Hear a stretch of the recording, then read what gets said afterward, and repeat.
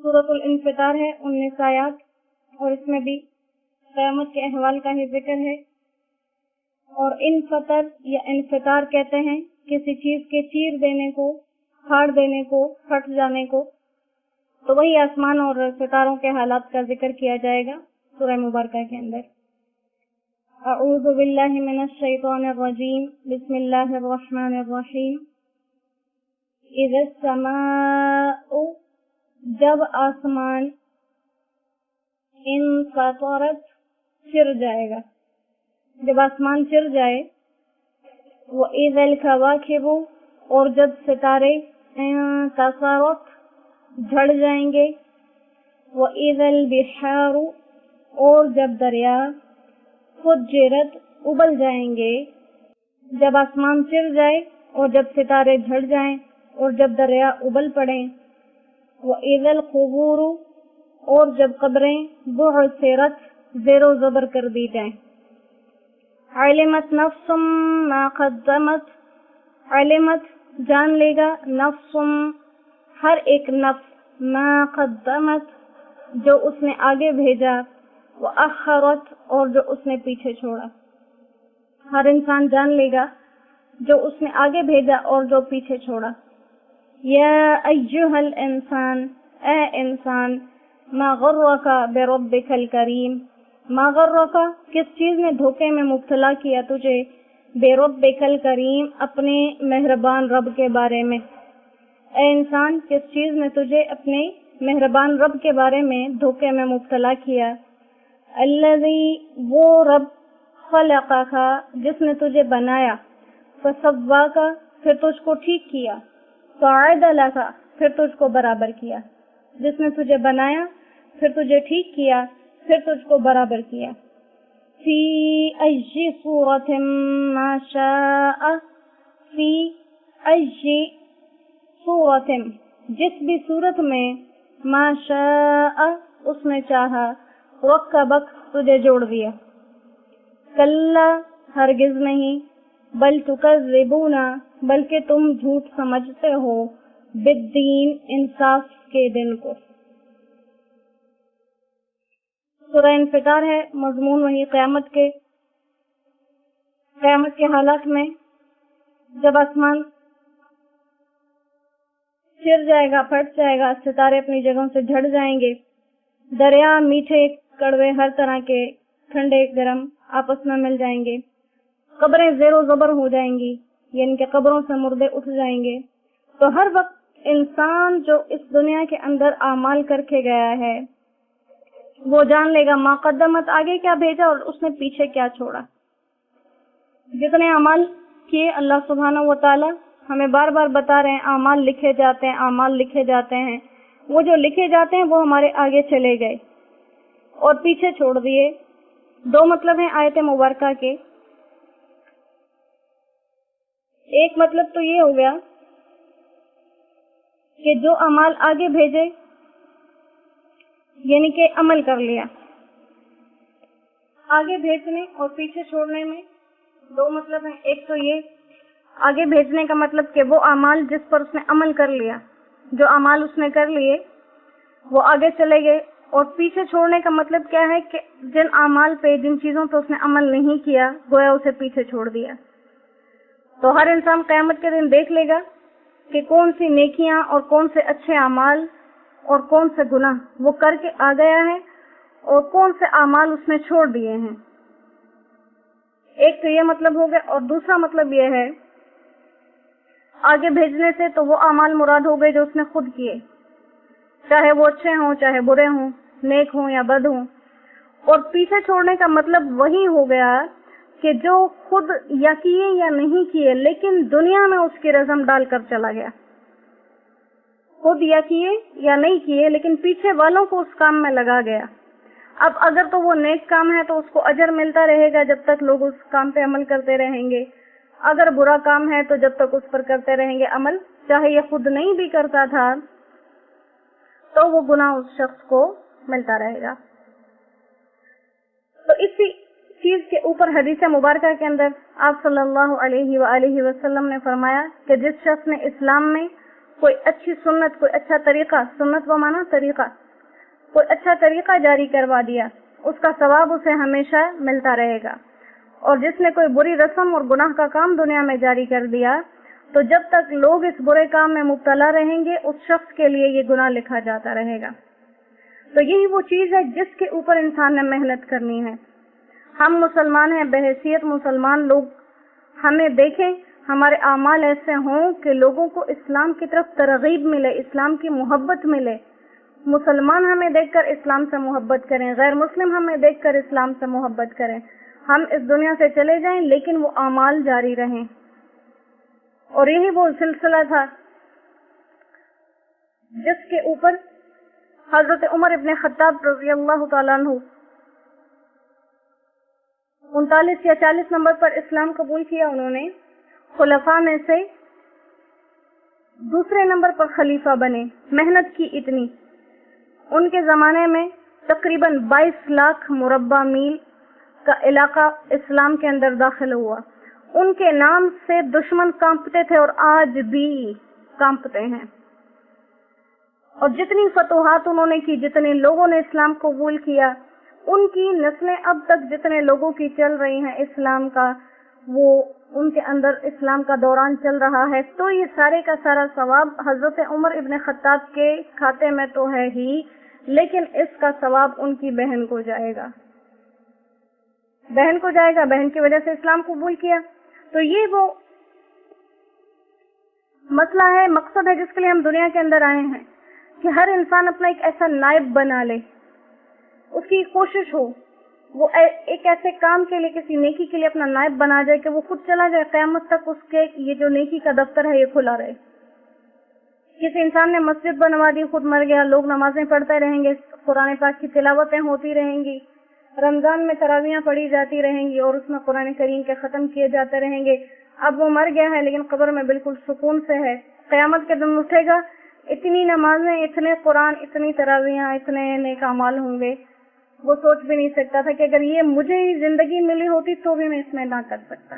اس کے برعکس برا کام کر کے گئے، غلط کام کر کے گئے، بدعتیں ایجاد کر کے گئے، خود چلے گئے.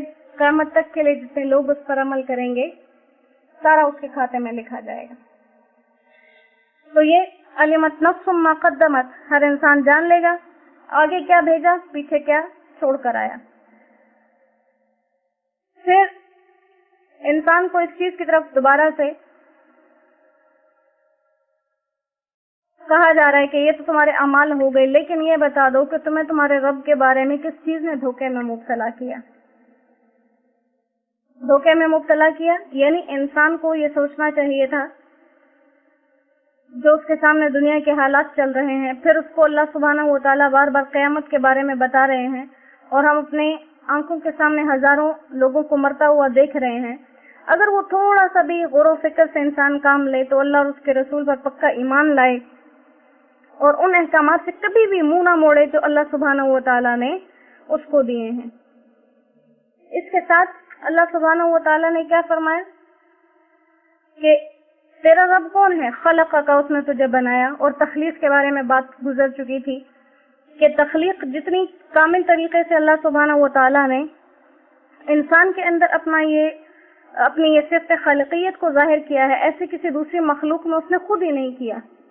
تجھے بنایا بھی فسوا کا، پھر تجھ کو ٹھیک کر دیا، برابر کر دیا، یعنی تمام اعضاء کو ایک خاص مناسبت کے ساتھ رکھا. ہر عضو کے اندر ایک جوڑ بنائے جس سے وہ مڑ سکتے ہیں. اگر یہ اکڑے رہتے تو پھر ان کا وہ فائدہ نہ ہوتا. ہر چیز کے لیے ایک مناسب ایسی شکل بنائی کہ جس سے بہترین اگر کوئی سوچے بھی تو وہ اس سے بہترین بن نہیں سکتے. پھر فعدل کا ایک اعتدال دیا جیسے جانوروں میں سے بعض جانور ہیں وہ ہمیشہ غصے میں رہتے ہیں، بعض جانور ہیں جنہیں بالکل غصہ نہیں آتا. تو ان میں جو ہے وہ دونوں یہی صفتیں پائی جاتی ہیں، یا تو غصیلے جانور ہوتے ہیں یا مسکین جانور ہوتے ہیں. انسان کے اندر یہ اعتدال ہے، وہ حالات کے مطابق غصے میں آتا ہے، وہ حالات کے مطابق اپنے جو ہے وہ طبیعت کو خوشگوار بنا لیتا ہے، وہ حالات کے مطابق رنجیدہ ہو جاتا ہے، حالات کے مطابق سنجیدہ ہو جاتا ہے، حالات کے مطابق وہ اپنی طبیعت کو جو ہے وہ بہترین طرف لے آتا ہے. تو یہ مزاج اور طبیعت کے اعتبار سے اعتدال دیا اللہ سبحانہ و تعالیٰ نے. اس کے بعد پھر کیا کہا کہ فی ای صورت، جس صورت میں بھی چاہا تمہیں بنا دیا. اب ہم جانوروں میں دیکھتے ہیں کہ بندر سارے ایک شکل کے، ہاتھی سارے ایک شکل کے، گائے بھینس ایک شکل کے. انسان ایسے ہیں کہ اکثر ایک ہی گھر کے رہنے والے بھی ایک شکل کے نہیں ہوتے. ہر انسان دوسرے سے مختلف ہے، اور اگر لاکھوں کروڑوں کا مجمع ہو تب بھی ہر انسان الگ الگ پہچانا جا سکتا ہے کہ یہ جو فلاں بندہ ہے اور یہ فلاں بندہ ہے. اب اللہ سبحانہ و تعالیٰ فرما رہے ہیں کہ یہ چیزیں اپنی تخلیق، اپنی یہ تمہاری اعتدال والی صورت، اپنی تمہاری شکلیں، یہ سب کچھ دیکھ کر قیامت کے حالات سمجھ کر ہونا تو یہ چاہیے تھا کہ اللہ کے فرمان بردار بن جاتے، لیکن اسی رب کو بھول گئے ہو جس نے سارے کمالات تمہارے اندر رکھے. کس چیز سے دھوکہ کھا لیا؟ حالانکہ تمہیں تو تمہارا جسم ہی کافی ہے اس رب کی یاد دلانے کو، لیکن پھر ساتھ بتا دیا کہ رب کے بارے میں تم دھوکے میں اس لیے مبتلا ہو کیونکہ وہ کریم ہے. کیا کہا اے انسان؟ یہ قرآن کریم کی اتنی بڑی آیت ہے، قرآن کریم کی ہر آیت بڑی ہے، لیکن سوچ و فکر کے حوالے سے کتنی بڑی. اے انسان، تجھے تیرے مہربان رب کے بارے میں کس چیز نے دھوکے میں ڈال دیا؟ رب نے بتا دیا اپنی صفت میں مہربان ہوں، لہذا انسان اسی لیے دھوکے میں پڑ گیا کیونکہ رب مہربان ہے. اگر ہم گناہ کرتے فوراً پکڑ ہوتی، ڈانٹ ٹپٹ ہوتی، مار پڑتی فرشتوں کے ذریعے سے، یا ہم پر عذاب آتے تو ہم ہر قدم سنبھل کے اٹھاتے. جیسے صحابہ کرام رضوان اللہ علیہم اجمعین فرماتے ہیں کہ جب آپ صلی اللہ علیہ وآلہ وسلم حیات تھے، وہی آیا کرتی تھی، تو ہم اپنے گھروں میں اتنے خاموش بیٹھتے تھے، ہم اپنے بیوی بچوں سے ہنس کر بات بھی بہت کم کرتے تھے کہ کہیں اس سے ہماری پکڑ نہ ہو جائے اور ہمارے لیے کوئی وحی نہ آ جائے. تو ہم اتنے نہ ڈر کیوں ہیں؟ اللہ فرما رہے ہیں کیونکہ میں کریم ہوں. تم کرتے جاتے ہو میں پردے ڈالتا جاتا ہوں، تم کرتے جاتے ہو میں پردے ڈالتا جاتا ہوں. اگر گناہ پر فوراً پکڑ کر لیتا کبھی بھی اتنے بہکاوے میں نہ آتے. اور یہ ڈھیل کیوں دی ہوئی ہے؟ یہ ڈھیل اس لیے دی ہے، یہ دروازے اس لیے کھلے ہوئے ہیں کہ انسان اپنے رب کی طرف لوٹ کر آ جائے، کیونکہ اس رب نے ہمیں دنیا میں کامیابی کے لیے بھیجا ہے، ناکامی کے لیے نہیں بھیجا. دنیا کے اندر ماں باپ ہیں، بعض ماں باپ سختی کرتے ہیں، اولاد پر مار پیٹ کرتے ہیں، تو دوسرے لوگ منع کرتے ہیں کہ آپ سختی کرتے ہیں. ان کا جواب کیا ہوتا ہے؟ یہ ان کی بھلائی کے لیے ہے. والدین کی سختی اولاد کے لیے کیا جواب دیتے ہیں؟ یہ ان کی بھلائی کے لیے ہے. تو اللہ سبحانہ و تعالیٰ نے یہ جو ہم پر اپنی مہربانی کر رکھی ہے، یہ جو اپنی لطف و کرم کے صدقے ہیں، یہ صرف اس وجہ سے کہ یہ میرا انسان میری طرف پلٹ کر آ جائے، یہ میرا بندہ میری طرف لوٹ کر آ جائے. تو کہا انسان اسی لیے دھوکے میں مبتلا ہے، گناہ کرتا ہے پکڑ نہیں ہوتی، غلط کام کرتا ہے پکڑ نہیں ہوتی، تو کیا سمجھنے لگتا ہے مجھے کوئی پوچھ نہیں سکتا، میں جو چاہتا ہوں وہ کرتا ہوں. حالانکہ اگر عقل سے کام لے، غور و فکر سے کام لے، تو پھر یہ جو ہے غرور اور غفلت میں نہ پڑے، بلکہ اپنے رب کا اور احسان مند ہو جائے اور اللہ کی اطاعت کرنے میں لگ جائے کہ کس طرح سے میں اس کو منا کے چلا جاؤں. لہٰذا یہ انسان کو اس چیز کی طرف اللہ سبحانہ و تعالیٰ نے بتایا کہ تم اپنے مہربان رب کے بارے میں دھوکے میں پڑے ہوئے ہو، اور مہربان رب کے بارے میں یہ کتنی محبت والا پیغام دیا انسان کو کہ جب وہ تمہارے گناہوں پر اتنا مہربان ہے تو جب تم اس کے فرمان بردار ہو جاؤ گے پھر اس کی مہربانی کا کیا کہنا.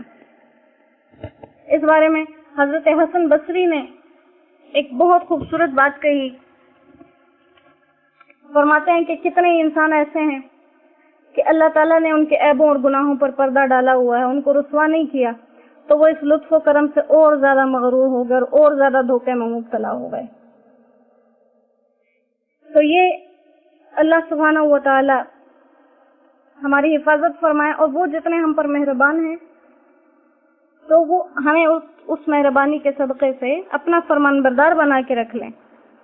اور کہا کہ ایسا نہیں، یہ تم نافرمانیاں کیوں کرتے ہو؟ کیونکہ تم اصل میں انصاف کے دن کو، یعنی قیامت کے دن کو نہیں مانتے.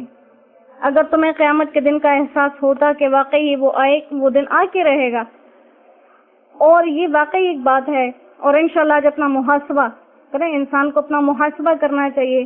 حدیث مبارکہ کا مفہوم ہے عقل مند وہ شخص ہے، عقل مند شخص وہ ہے جو اپنے اعمال کا محاسبہ کر لے دنیا کے اندر ہی اور اپنے بعد میں آنے والی زندگی کے لیے تیاری کر لے.